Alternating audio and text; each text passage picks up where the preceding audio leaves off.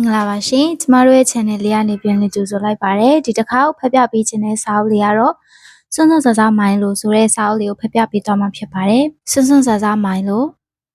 ဒီနေ့ဇန်ဇန်နဲ့မမေဈေးသွားကြမယ်တဲ့မိုင်းလို့လေးလဲလိုက်သွားမယ်မိုင်းလို့မမေတို့အပြင်သွားရင်အိမ်မှာလင်းလိမ့်မမနေခဲ့ဘဲမှရှောက်မသွားနဲ့နော်မိုင်းလို့လဲဈေးကိုလိုက်ချင်တယ်လေမမေတို့ထက်အရင်ဈေးကိုရောက်အောင်တကောင်နဲ့သွားနှင်မယ်မိုင်းလို့ရဲ့တကူတော်စွန့်စားကန်စတင်ပါပြီမမီကပြောဘူးတယ်နံပါတ်1သစိမ်းတွေခေါ်ရင်မလိုက်ရဘူးနံပါတ်2သစိမ်းတွေကျွေးတဲ့မုတ်မစားရဘူးနောက်ထပ်ဘာတွေမှထားပါလဲဟာရေခဲမုတ်တဲ့ကြီးမိုင်လိုကရေခဲမုတ်သိပ်ကြိုက်တယ်ရေခဲမုတ်တဲ့နောက်လိုက်မယ်ဟာကားတွေသွားနေပါလားမိုင်လိုဘလို့လမ်းကူးရမလဲမမေပြောဘူးတာကိုသတိရသွားတယ်နံပါတ်3ကလမ်းကူးရင်လူကူးမြင့်ကြားကကူးရမယ်တဲ့မိုင်လိုလိမ့်ပါတယ်နော်ဟောရေခဲမုတ်တဲ့ကြီးစီရောက်ပြီးရေခဲမုတ်သွားဝယ်စားမယ်ဒါပေမဲ့နေအောင်မမေကပြောဘူးတယ်နံပါတ်4အများကြီးတူတန်းစီရမယ်တဲ့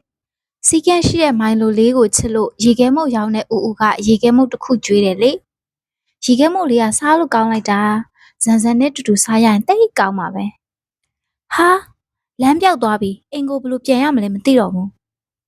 မမေကပြောတယ်နံပါတ်5အိမ်ပြန်လမ်းကိုမမှတ်မိတော့ရင်ရဲတွေကိုအကူအညီတောင်းလို့ရတယ်လမ်းမှာစုံခဲ့တဲ့အန်တီရဲမိကိုအကူအညီတော့တောင်းရမယ်လမ်းပြောင်းနေတဲ့မိုင်လိုလေးကိုအိမ်ပြန်ရအောင်ပို့ပေးပါဦး